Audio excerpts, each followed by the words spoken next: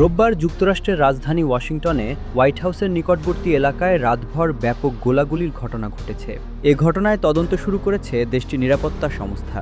ঘটনার সময় যুক্তরাষ্ট্রের প্রেসিডেন্ট ডোনাল্ড ট্রাম্প হোয়াইট হাউসেই অবস্থান করছিলেন। ঘটনার পরপরই ওই এলাকায় নিরাপত্তা জোরদার করা হয়েছে। কর্তৃপক্ষ জানায়, হোয়াইট হাউসের উত্তর পাশে অবস্থিত লাফায়েট পার্ক সংলগ্ন এলাকায় গুলির শব্দ শোনা যায়। ঘটনার সময় গভীর রাত হওয়ায় বিস্তারিত তথ্য তাৎক্ষণিকভাবে নিশ্চিত করা সম্ভব হয়নি। নিরাপত্তা সংস্থার এক বিবৃতিতে জানানো হয়, স্থানীয় পুলিশ ও পার্ক পুলিশের সঙ্গে সমন্বয় করে সন্দেহভাজন ব্যক্তি এবং একটি সম্ভাব্য যানবাহনের খোঁজে অভিযান চালানো হচ্ছে। তদন্ত এখনও চলমান রয়েছে।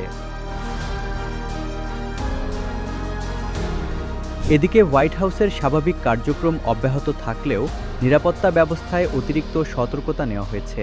গুলির ঘটনার কারণ এখনও স্পষ্ট নয়। স্থানীয় সময় রোববার ভোররাতে ঘটে যাওয়া এ ঘটনায় কোনো হতাহতের খবর পাওয়া যায়নি। সন্দেহভাজন ব্যক্তিকে এখনও আটক করা সম্ভব হয়নি।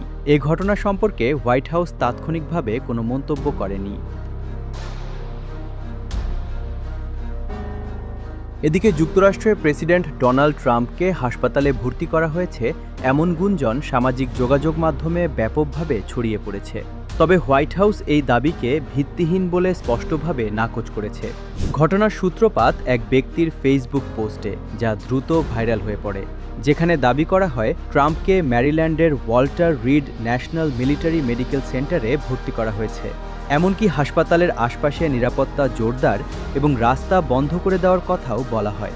এই গুঞ্জন ছড়িয়ে পড়ার পরপরই হোয়াইট হাউসের র্যাপিড রেসপন্স টিম সামাজিক যোগাযোগ মাধ্যমে প্রতিক্রিয়া জানায়। তারা জানায়, প্রেসিডেন্ট কিছু সময় গণমাধ্যমে উপস্থিত না থাকলেই ভিত্তিহীন ষড়যন্ত্র তত্ত্ব ছড়িয়ে দেওয়া হচ্ছে এবং এসব গুজবে বিশ্বাস না করার আহ্বান জানানো হয়।